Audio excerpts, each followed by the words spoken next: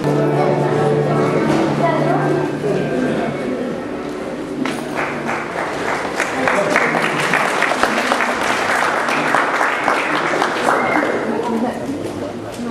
would we say I'm mad? This disease has sharpened my senses, not dulled them. I heard many things in heaven and hell.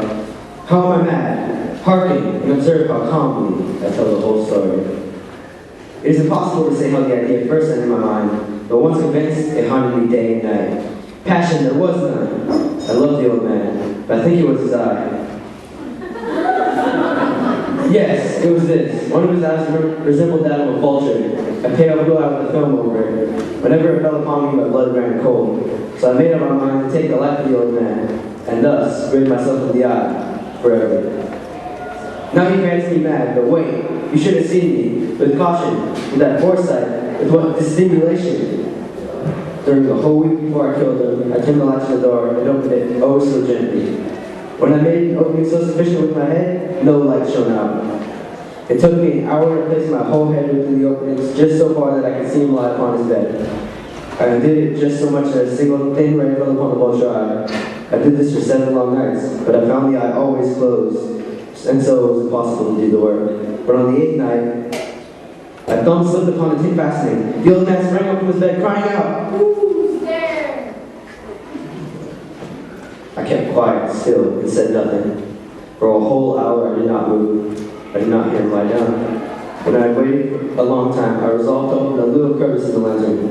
I opened it. A single dim ray like the dart of a spider shot up from the crevice and fell upon the vulture eye. It was open. I grew furious as I gazed upon it. It came to my ears a low, dull, quick sound, such a sound the watch makes when enveloped in cotton. It's the beating of the old man's heart. But the beating grew louder and louder. The old man's hour had come. With a loud yell, I threw open the lantern and leaped into the room. Ah! He shrieked once. I took the pillow from the bed and proceeded to smother him and the evil eye. I then smiled. After many minutes, I knew the old man was dead. I removed the bed. There was no pulsation. He was stone dead. His eye will trouble me no more. If you think me mad, you will soon think so no longer. I then went on to dismember the body.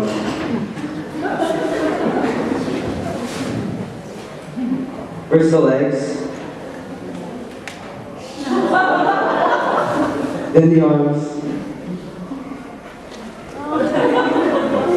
and finally the head of that cursed eye. I took up 2 planks from the floor into the chamber and deposited all between the scaffoldings. I then replaced the board so cleverly that no human eye, not even his, could detect anything wrong. 4 o'clock, still dark as midnight. There came a knocking at the street door. I went to open it.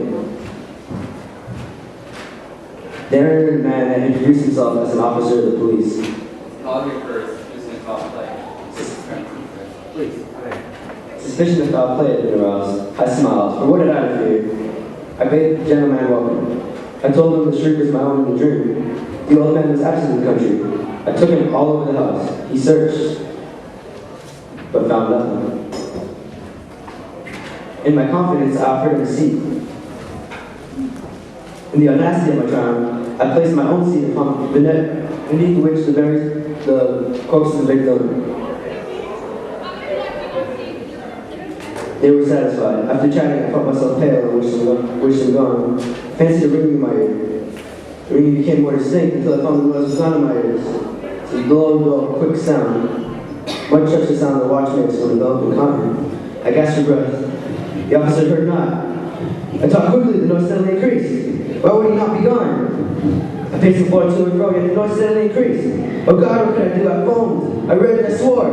I swung the chair upon which I had been sitting. Louder, louder, louder! And still the men chatted pleasantly. Was it possible they heard not? No, they heard. They suspected, they knew. I felt that my scream would die. And no, again, hark, louder, louder, louder, louder! Bang!